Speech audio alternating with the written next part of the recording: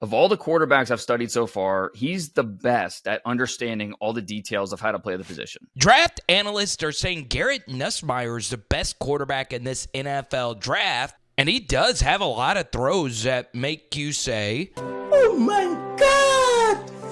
Wow!" In today's video, we'll break down the pros and cons of Garrett when it comes to the next level. At the end, I do have a few shocking notes that many wouldn't necessarily pick up on with Nuss, and I'm in a unique position to talk about this because, well, I have studied multiple times every single throw that he has made in his college career because my main job for the last couple of seasons has been a YouTuber covering LSU football, yes, on Power Hour LSU. So let's dive deep and see if he truly is the best quarterback in this draft class. Garrett Nussmeier is the son of Doug Nussmeier, the Philadelphia Eagles quarterback coach, who's obviously coached for a while in the NFL. And as a true freshman, top 100 four-star recruit, he barely played in 2021, and the big thing is true freshman quarterbacks in the SEC barely play at all. So he had to step in because the quarterback room was a disaster, and you began to see his playmaking ability right away. You see him twirl out of a sack right there and throw the football to another draft prospect here, now at TCU, Jack Besh. Then Jaden Daniels came to town in 2022, took over the starter's role, and Garrett Nussmeier had to fend off Miles Brennan, who was an experienced player. He eventually quit the team, and then he had to fend off another five-star Louisiana native in Walker Howard. He eventually transferred to Ole Miss. So Nuss beat out two very talented guys to remain the top backup and patiently sat behind Jaden in 2022. And then, of course, in 2023, Garrett stayed around. Despite rumors of potential transferring so he could be the starter somewhere else, Garrett waited for his opportunity to get his first ever start in the bowl game last season versus Wisconsin. And LSU actually fell behind by double digits early, and Garrett Nussmeier led them to a comeback. And you see, for a first ever year starter, he set the protection here and eventually get this football to future first round pick and superstar for the Jaguars, Mr. Brian Thomas Jr. So leading a comeback victory was impressive, and that continued into this season. Now let's start with the positives. Garrett Nussmeier has played really well this season despite no running game whatsoever. Now, some of that running game struggles comes from this team playing with Jaden Daniels last season, which opened up so many different holes in the running game. But the bottom line is the bulk of LSU's offensive production has come from Garrett Nussmeier's arm. And one thing that's been very impressive about that arm is the intermediate stuff. So you'll see right here, he is able to work methodically up and down the field as a passer. It doesn't just need to be deep shots down the field. And then we get to this 4th and 2 where Garrett, they tried to run the football again. It got stuffed. And Garrett has just been very money this year on 4th downs. And you'll see that LSU was able to continue the drive on the opening drive of the season. And one thing I love about Garrett is his ability to throw over the middle, right? You get a drop right there from Kyron, but Garrett says no problem. On the following drive, starts off flicking to the right, doesn't like what he likes over there, and then he resets his feet. Once again, this footwork is very jumpy, if you will. Some coaches don't like that, but I want you to see this. He is able to maintain his base, and in a pocket where everything has collapsed on him, look at when he's actually ripping this football. I apologize, it is a little pixelated, but look at this, okay? That's where Kyron Lacy is, and he's throwing the football with a lot of anticipation over the middle. Bang! Right in stride to where he can run after the catch. Now, this is a more subjective positive for Garrett. He is insanely, and I mean insanely, clutch. This guy has ice water in his veins. Versus Wisconsin, double-digit deficit, wins the game. Versus Ole Miss here, double-digit deficit. Look at when he's actually deciding to rip this. And Brian Kelly said that this was actually the third read in the progression here. Now, one thing I would say about Ole Miss's defense on this drive, Garrett had another fourth down conversion, is it was a very static defense. They played a lot of two-man under, so this wasn't the hardest read for Garrett to make, but the fact that he trusts his anticipation and trusts his slot receiver to throw with that much anticipation tells you everything you need to know about that man's trust in his reads and his throwing ability, right? He's got multiple arm angles. He's got really good touch and velocity on his passes, not only in the intermediate, but also at the line of scrimmage and at times on deep balls. We'll talk more about that in just a moment. But, man, that is potentially the throw of the year in college football. So the thing that teams love about Garrett Nussmeier is that he does not take sacks. In fact, he has one of the lowest pressure to sack ratios you will ever see from any college quarterback. He leads the SEC in that category by far. He's only taken 4 sacks this year, 2 on the road versus South Carolina and 2 versus Texas A&M. He has a good feel overall for rolling out and making plays such as this one on a 3rd and 13, once again, down 10. Now I'm going to show you 2 amazing throws Garrett made this season when his left tackle, Will Campbell, got beat. So this is the first-round pick, and Will has still had a pretty good season overall.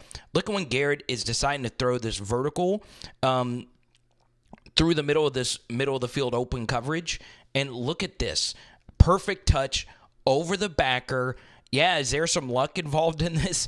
Absolutely. But you'll see that he is getting absolutely mauled right here, and this throw is still able to get home to Aaron Anderson, who's been his best slot option this season. That is absolutely ridiculous stuff. All right, so it's basically the same thing. Will Campbell gets beat off the edge, and Garrett Nussmeier, while getting crushed here, throws a beautiful, beautiful slot fade ball right here. And, man, there is so much touch on this. And this ball is thrown at a 45-degree angle, right, over the shoulder of the DB to a smaller target.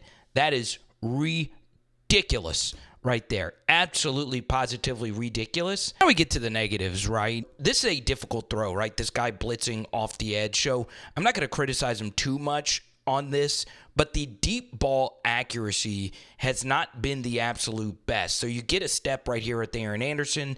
Once again, you want this ball to be thrown more in this direction, and it's just a misfire. And Garrett's uncatchable pass rate on vertical stuff past 20 yards has left a lot to be desired, right? Intermediate stuff, he's been pretty good this season, but if you actually run the numbers on the deep stuff outside the numbers, mostly just strictly vertical routes, you know, Kyron has a step here.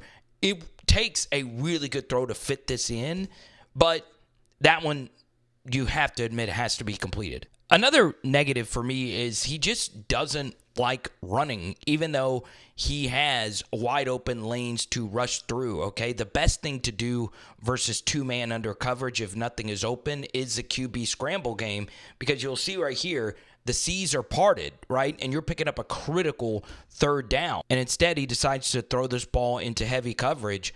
Honestly, he's still running for a lot of yards here, and he decides to chunk it up. Now, I will say on the next drive, he did scramble. They gave him another opportunity to run through, and he did, and his scrambles have gone up. But there was some opportunities in the A&M game to scramble, and he wouldn't do it. Now, sometimes Garrett will throw with too much anticipation and get a little lucky and guess, right, just for the sake of not taking a sack, right? As you can see, this pocket is collapsing. You probably should never throw this football with the corner with this level of leverage, but he throws with so much anticipation, and he trusts Kyron Lacy to be out there to make a play. So there is some luck involved with that. But, you know, do you really want to be throwing this? I don't know versus NFL level corners, but it did end up getting there. But yeah, you know, it shows you the touch. I mean, it was accurate, right? But that's not a ball you really want to live with throwing, okay? It is caught, and this did move the chains for LSU. And because at times he'll predetermine where to go with the football, you'll get yourself into trouble like this, okay? This is game on the line situation. This ball should never be thrown to Kyron Lacy with this guy backing out, right? South Carolina said, hey, we're tired of Kyron cooking us on these second-ish, third-ish down plays, so we're going to get underneath it. And USC did a lot of this versus Garrett Nussmeier as well. This should never be cocked and fired, right? What you should do is take advantage of this super clean pocket, work back to the left, and guess what? You're in Mason Taylor for a big one. If the corner decides to bite down, you're in Aaron Anderson right here. There are open options to win the game, and you'll see that this ball ends up being thrown directly to this corner. Now, in Garrett Nussmeier's first 4 games, including this one, only had 2 interceptions. The interception problem has actually gotten worse. In the last 4 games, he has had 7. And a lot of them have been mostly on him. This play right here kind of combines all those weaknesses we talked about into one, right? I will defend Garrett Nussmeier in this way. The pass protection at times hasn't been all that great, even though Garrett hasn't been sacked a whole lot. Sometimes I feel he needs to take a sack instead of throwing the ball into heavy coverage, right? His first interception he threw in this game, there's a lot of pressure in his face. He should have just eaten the sack. Instead, he ended up being an interception. And right here, this is just accumulation of all the things, right? Not great deep ball awareness or accuracy. Also, no wanting to run. And you'll see that Garrett, throughout this game, honestly did some good stuff resetting his feet. But right here, you have a wide open lane to run to the left and scramble drill, but instead you try to throw it over this elite DT right here, and it's up for grabs for a pick, right? So it's turnovers, lack of wanting to run or reset his feet at time, not wanting to take a sack, and not wanting to just scramble. All those things rolled into one led to this mistake. We say the best for last, right? Garrett Nussmeier's best half of football actually came a few years ago in mop-up duty versus one of the best teams we have seen in all of college football, the Georgia Bulldogs. And, man, he stepped in for a hurt Jaden Daniels and played absolutely, positively phenomenal. And this was the few times we actually saw him play with Brian Thomas Jr. and Malik Neighbors. Look at this ball placement on this deep ball to Malik, and he just threw it up there and allowed Malik to run underneath it and make a play.